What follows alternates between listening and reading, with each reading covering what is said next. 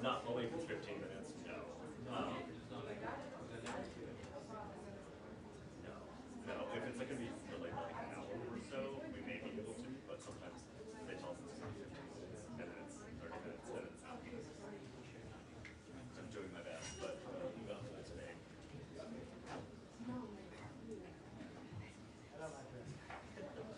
Yes.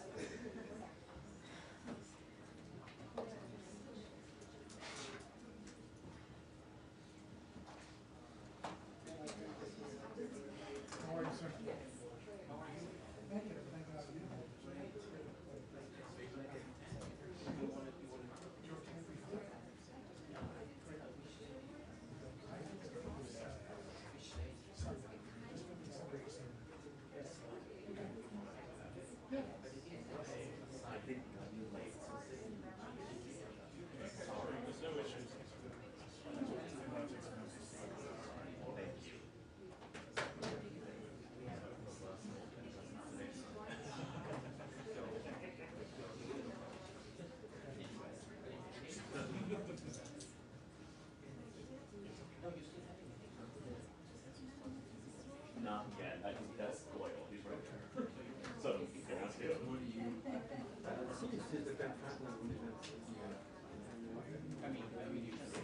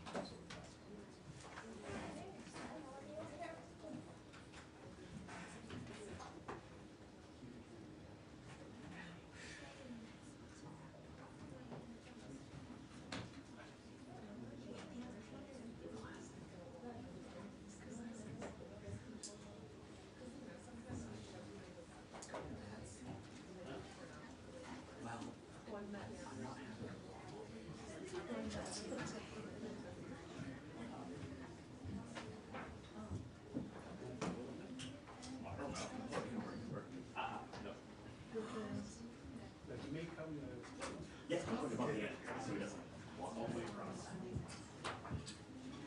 No, this is Matt's.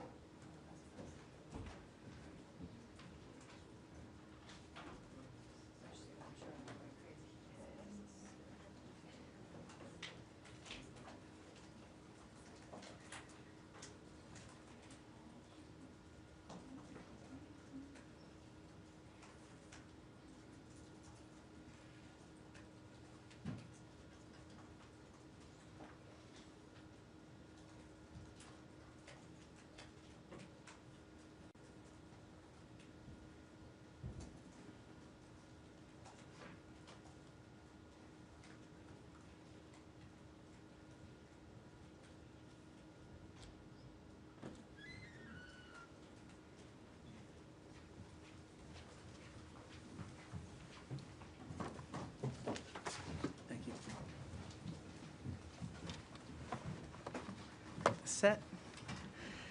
Hello, hope everyone made it here dry before the rainstorm came down. But happy to see you guys are here. So I'm going to start with some questions at the beginning, some comments at the beginning and then go to some questions afterwards. So to begin, on July 31st, Secretary Rubio announced U.S. sanctions against Brazilian Supreme Court Justice Alexandre de Moraes, who used his position to authorize arbitrary pre-trial detentions and undermine freedom of expression. Moraes abused his authority by engaging in a targeted and politically motivated effort to silence political critics through the issuance of secret orders, compelling online platforms, including U.S. social media companies, to ban individuals for posting protected speech. As Secretary Rubio stated on X, our actions are a warning to those who are trampling on the fundamental rights of their citizens, and judicial robes cannot protect you. Turning to the Indo-Pacific, the White House announced that the United States has reached a full and complete trade deal with the Republic of Korea. This agreement, as the Secretary's meeting today with ROK Foreign Minister Cho Hyun, reflects the unwavering strength of the U.S.-ROK alliance, which has served as the linchpin of peace, security, and prosperity on the Korean Peninsula and in the Indo-Pacific for more than 70 years. Meanwhile, on Capitol Hill, the State Department reported to Congress that the Palestine Liberation Organization, the PLO, and Palestinian Authority, PA, are not in compliance with their commitments under the PLO Commitments Compliance Act of 1989 and the Middle East Peace Commitments Act of 2002. In response, the United States is imposing sanctions that deny visas to PLO members and PA officials in accordance with Section 604A1 of the Middle East Peace Commitments Act. These actions reflect our national security interests and our commitment to holding the PLO and PA accountable for undermining the prospects for peace. On the humanitarian front, the United States is providing $52 million to the World Food Program to deliver emergency food assistance from American farmers and producers to people in need in the Democratic Republic of Congo, Ethiopia, Haiti, and Djibouti. Under this new award, WFP will distribute 12,702 metric tons of food, yellow split peas, rice, vegetable oil, and Super Cereal Plus from our pre-positioning warehouses in Houston and Djibouti to support than 1.9 million vulnerable people. The United States is the largest donor of humanitarian food assistance globally, and the department continues to call on other donors to provide additional contributions to address global humanitarian needs. And before I turn it over to questions, I want to introduce our front row as spokesperson Bruce started last Tuesday, continuing the pattern here today. We have the Kyiv Post, Tehran, June Afrique, the Africa Report, News Nation, Bloomberg, SBT Brazil, and NHK. So with that, I'll turn it over to some questions. Thank you, Tommy. On the sanctions on the Brazilian Supreme Court judge you just mentioned, what is the State Department position to the main reason that led to the sanction announced by the Department of Treasury? What did the U.S. find as the main threat? Well, look, Moraes is an activist judge that abused his authority by engaging in a targeted and politically motivated effort designed to silence political critics through the issuance of secret orders compelling online platforms, including U.S. social media companies, banning the accounts of individuals for posting protected speech. Moraes further abused his position to authorize unjust pretrial detentions and undermine freedom of expression. The actions taken by Moraes impact U.S. persons and companies, and the United States does not tolerate malign foreign actors who abuse their positions of authority to undermine freedom of expression of American citizens. So do other Brazilians, individuals might face the same sanction, or if there is any indication of new travel bans or visa restrictions for Brazilian citizens in general, now or in the near future, even next year when there is a World Cup? Well, I'm not going to preview what we may have in terms of further sanctions announcements or other actions there.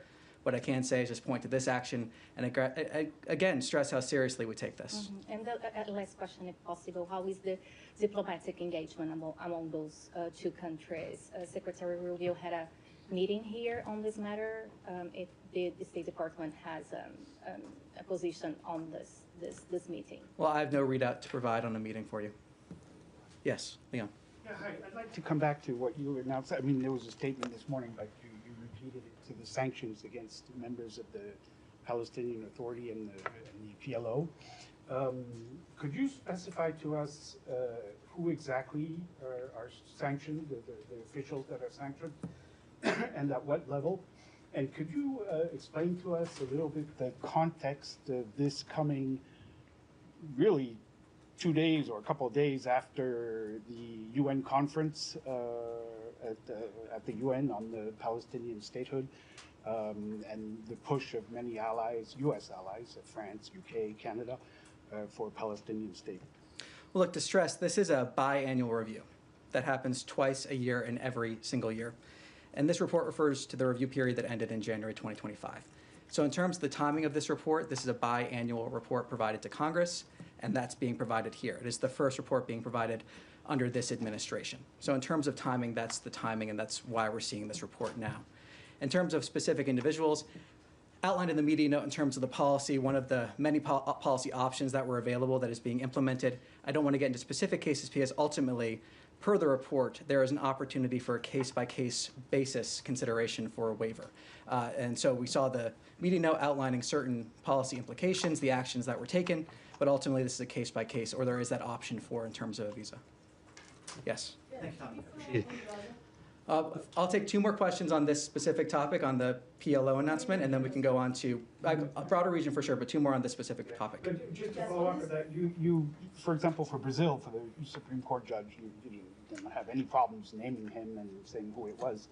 But in this case, you're not naming anybody, and could you give us a sense of as to what level they are? How many people are we talking about? Well, so the sanctions will impose denial of visas for PLO members and PA officials.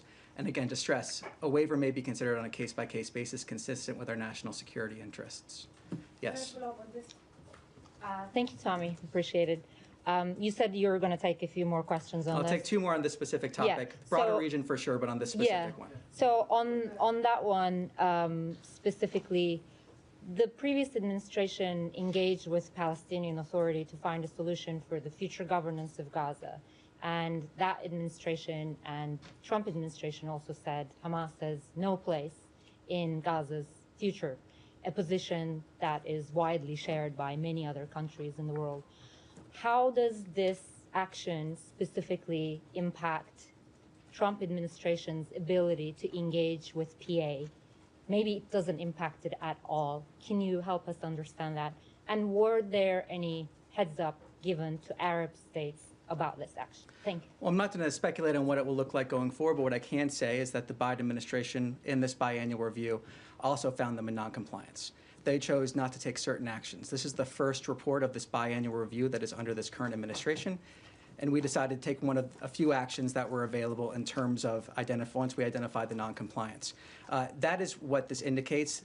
There's nothing further to read beyond this report except for the report finding noncompliance, as well as saying we are taking that action in terms of certain restrictions. But I'm not going to speculate further beyond that. And the Arab states? I'm not going to preview private diplomatic discussions. Yes. Sorry, one more behind, and then we'll move on to a topic. Thank you, Tom. Two things. Of course, I mean, some actions were taken against the PLO back in 2017. They shut off the office, they cut off all aid, and so on. So this is also during the first Trump administration. I wanted to ask you that the Israeli media is reporting that Israel is going to annex part of Gaza and that they have a green light from the United States of America. That's what the government claims, the Israeli government. And that is at a time when the envoy, Steve Witkoff, is meeting with the Israeli government, meeting with Netanyahu, what has been described as a very decisive meeting. Do you have anything to elaborate on this? Can you share with us what is he discussing? Is it going to be, are parts of Gaza going to be annexed? Well, what I can say is what my colleague Caroline just spoke to. She spoke with the special envoy this morning. She outlined just a few minutes ago what the point of the meetings were, addressing the humanitarian issue, the situation that we are seeing, addressing next steps for Gaza. I have nothing further to add for her comments, but it is a clear indication that this administration is determined to getting as much aid as possible into Gaza without it being looted by Hamas. But does this administration look favorably at annexing parts of Gaza? Well, look, what we're focused on now is trying to address this conflict. We're trying to end this conflict. We are trying to get as much food into Gaza as possible. I'm not going to speculate or preview where these discussions may go. What I can say is what we've been focused on doing, what Caroline described just a few minutes ago, what we've been talking about here from this podium for many, many months. Ending this conflict, getting as much food into Gaza as possible where it is not being looted by Hamas. Okay. Yes. Two questions, and thank you, Tommy. I appreciate it. Kelly Meyer with News Nation. One on Gaza and one on Ukraine, if I may. So with Gaza, I wanted to ask what's the expected outcome from this visit from Special Envoy Steve Witkoff as well as Ambassador Huckabee? Is this to push both sides to break through this jam and get through these negotiations? And will this potentially upset Israel, who has said that there is no real starvation happening in Gaza? Well, what my colleague Caroline said, and to reiterate here, it shows that President Trump has a humanitarian heart, that he wants to get as much food into Gaza as possible without it being looted by Hamas. The president also truthed earlier today, saying the fastest way to address the humanitarian crisis in Gaza is for Hamas to surrender and release the hostages. They have refused to do so.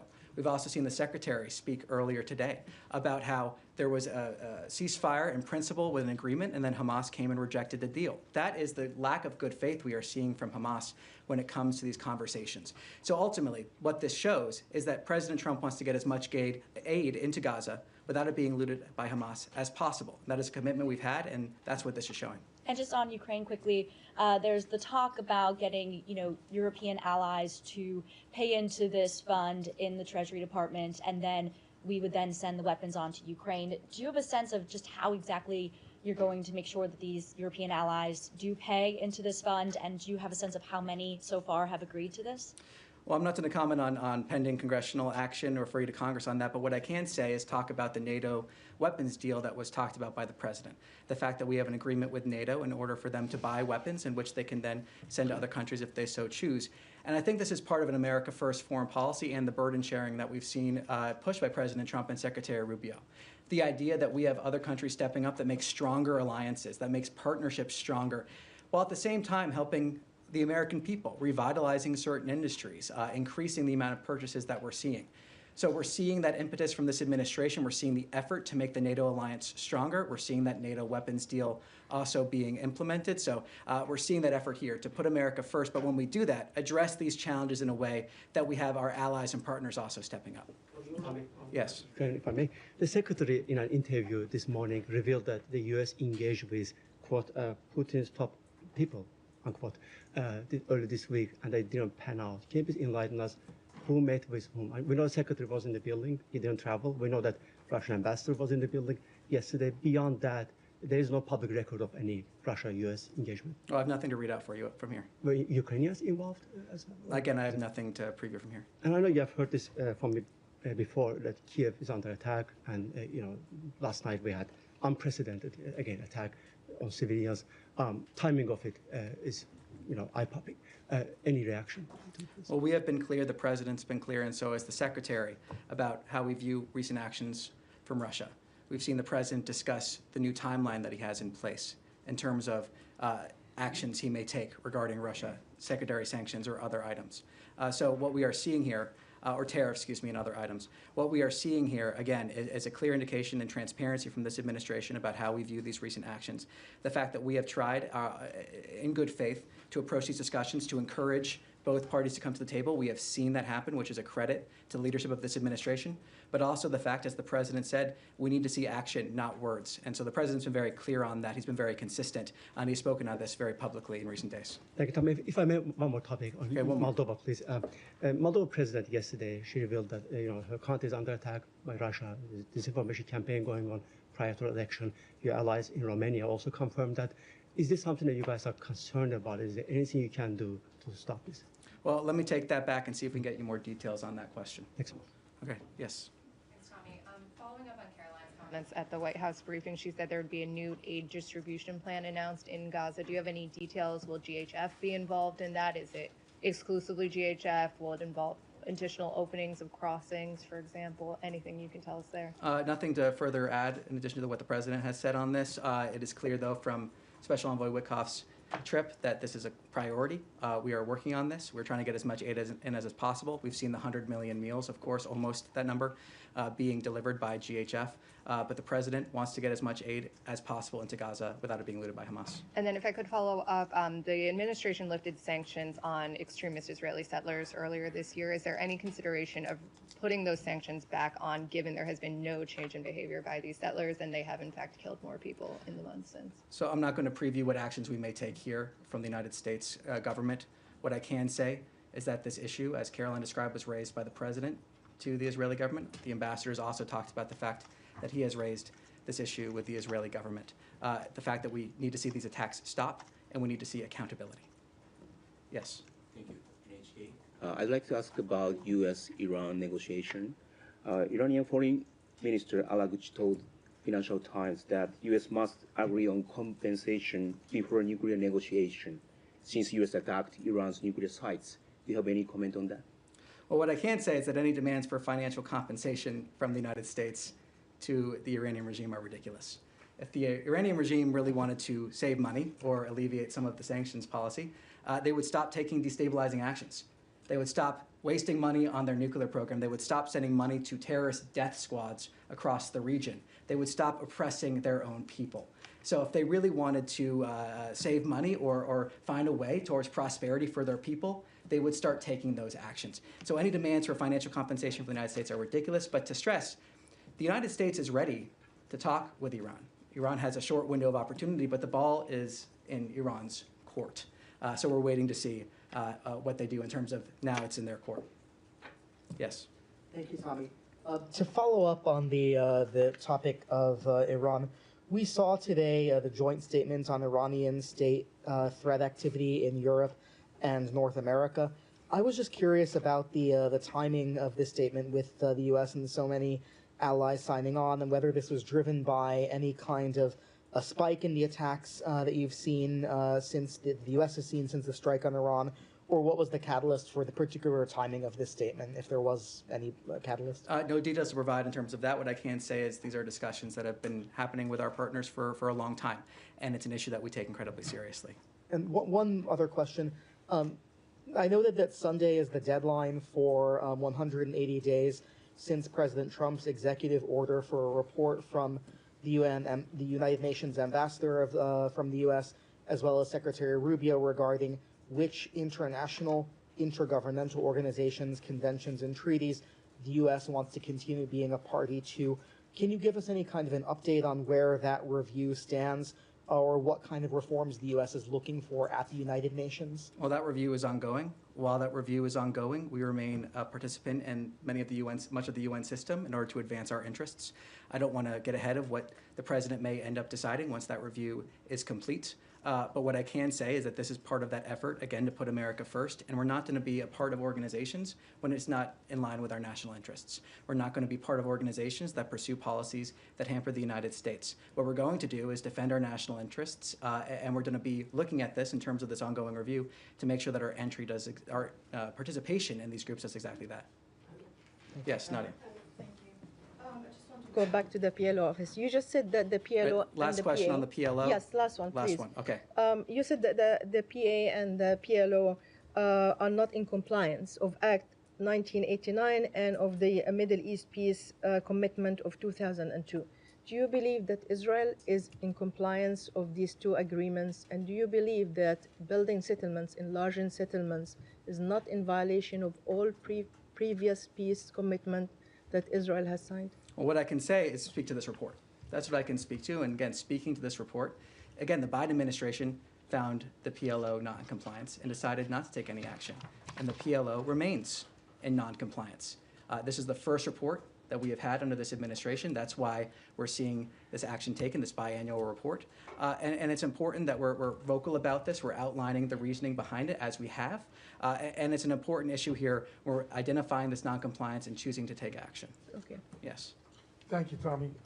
Caroline Levitt addressed this a bit.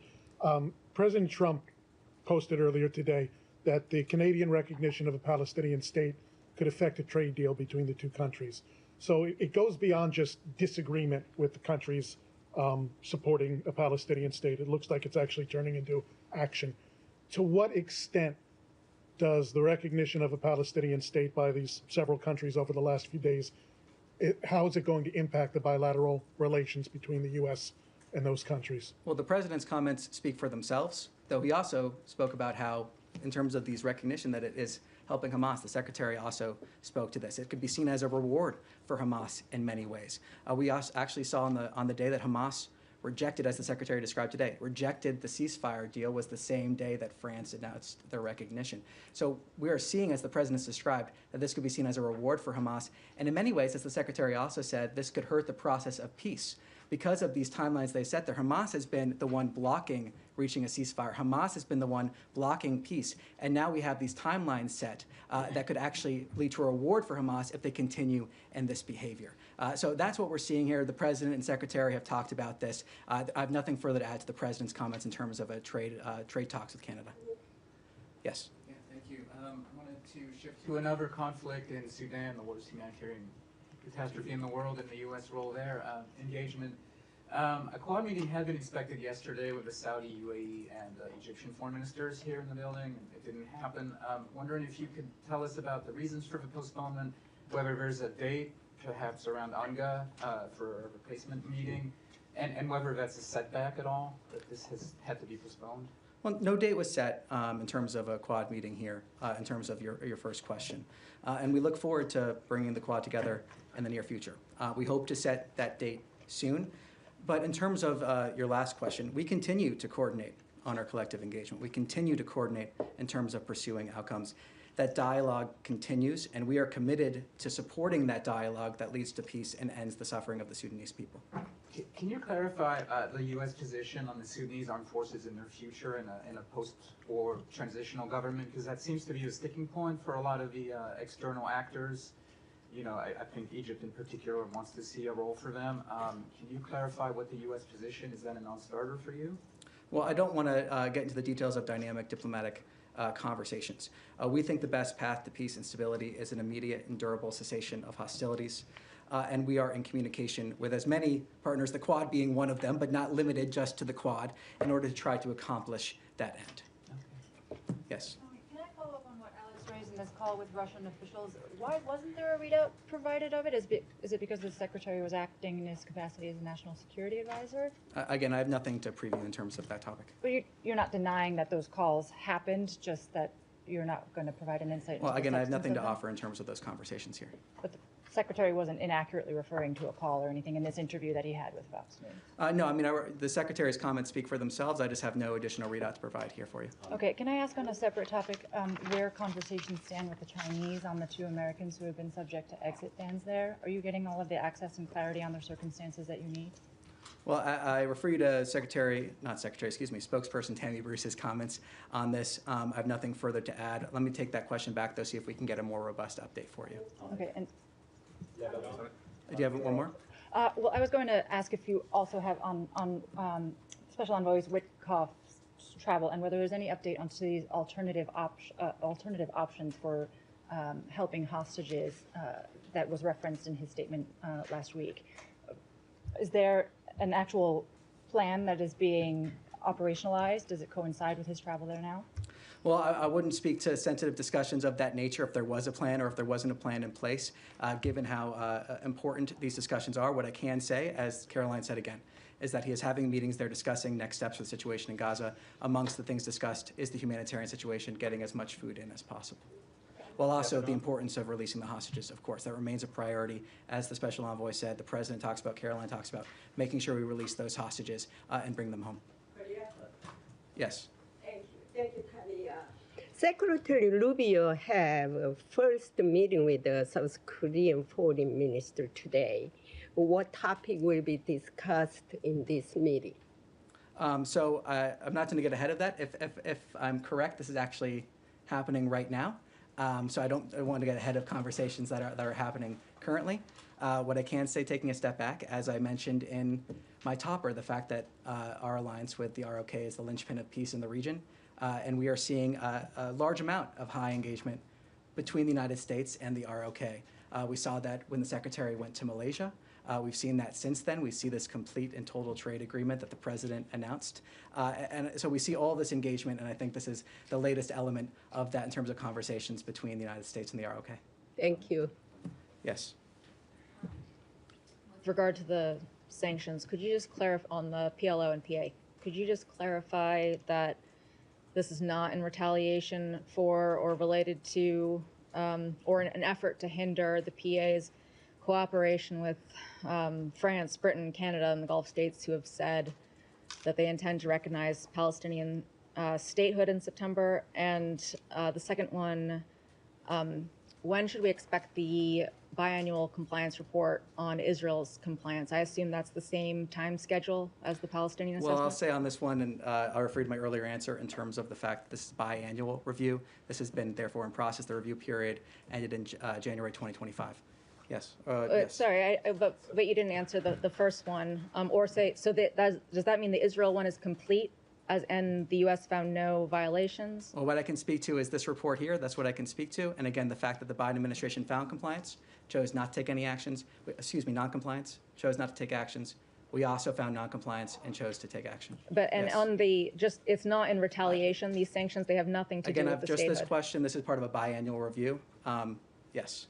Are you concerned about the degree of global diplomatic isolation for the US on its entire position relating to the future of the Israeli-Palestinian conflict? I reject that premise that we are isolated. I think we are showing through the fact that we have conversations all the time with our allies and partners, the many agreements that are being signed, the fact that we have many different initiatives that are bearing out here because of President Trump's leadership. We're seeing this across the board in Europe. We're seeing it in the Middle East. We're seeing it in the Asia. We're seeing that in the Indo-Pacific. Again and again, agreements being signed, conversations happening because of the leadership of President Trump. And also the fact, as my colleague Caroline talked about, all of the different peace agreements that President Trump has helped broker since he's been in office. So I reject the concept of any sort of isolation here in terms of the United States. I think it's just the opposite, while of course putting America first. But can you, I mean, is there a single country you can name that publicly supports the GHF? Well, look, what I can say is that we do, and I can say we're committed to getting as many meals as possible into Gaza without it being looted by Hamas. The president also spoke to the fact that he's looking for new efforts to do just that. He spoke about that when he was in Europe. So what I can say and speak to is our commitment, and what I can say and speak to is the many different conversations, agreements, progress we are making with allies and partners around the world. And just finally, just to add to that, what is the US's policy for a long-term viable peace between Israelis and Palestinians? Well, as we've said here before, our focus is on ending the conflict and addressing the humanitarian situation in Gaza. Is there a long term? Is there any policy or plan? I'm not going to preview right now what that is. What I can say is that our focus is on ending the conflict and making sure the hostages are released and getting as much food into Gaza as possible without it being looted by Hamas. Yes. Thank you, Tommy. I just want to go back to follow on one of Said's questions regarding reports in Israeli media 3 days ago. I'll try to be specific. Haaretz reported that Israeli officials briefed Secretary Rubio in their plan to annex parts of Gaza Strip, and they received an approval from the Trump administration. Do you have a comment? I addressed this question earlier. Free to my comments there. Yes. Thank you, Tom. Nice to see you again.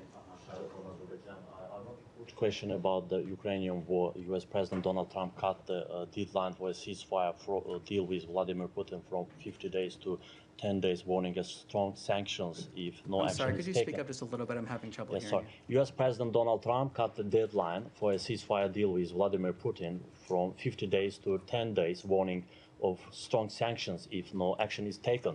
But at the same time, we see Russia continues to capture new towns and villages almost every day, and this raises doubts about Russia's real intentions. Do you think this move can lead to real peace talks, or is it just a political pressure? And what could be the consequences if Russia keeps expanding its attacks while ignoring the ceasefire deadline? Thank you. Well, I'm not going to preview what the president may decide. He's been clear in terms of the broad considerations he's making. He's also been clear on the timeline that he has.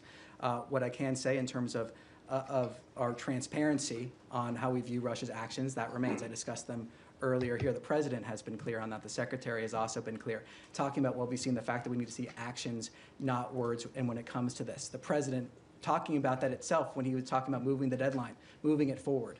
So ultimately, our hope is that we can get the sides to the table, that they can have conversations towards a ceasefire, that there can be conversations that lead to a long and enduring peace. Our fundamental, our driving principle here is to end the bloodshed. That remains, that continues. That's why we've seen the engagement we have seen. That's why we've seen the actions we have seen. That remains our policy. That remains our effort to try to end this conflict. Yes? Thank you.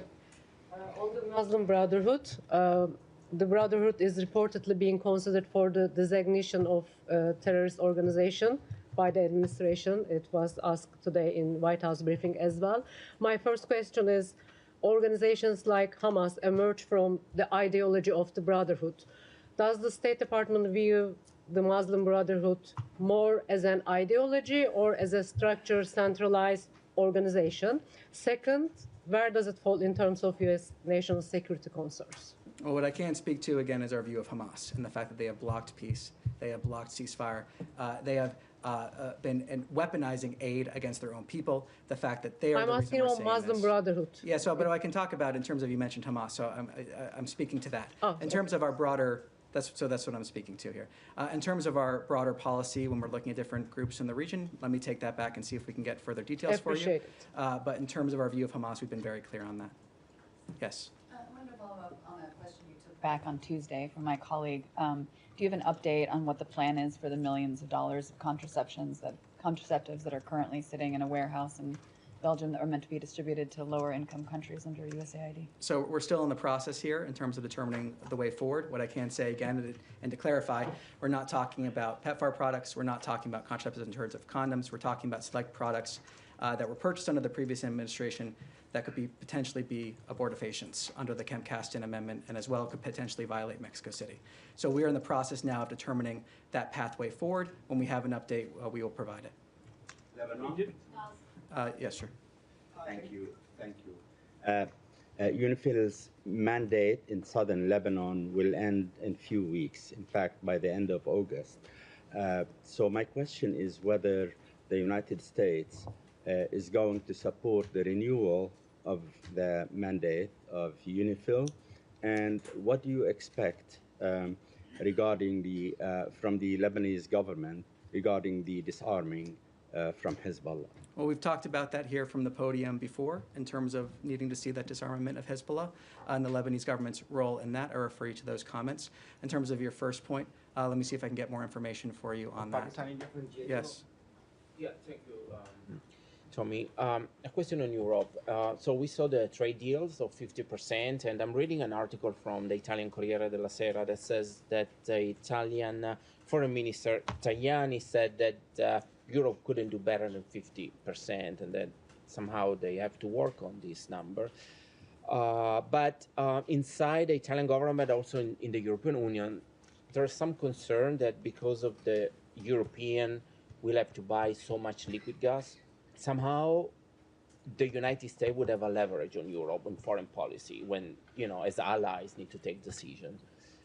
So what would be the answer from the State Department to this?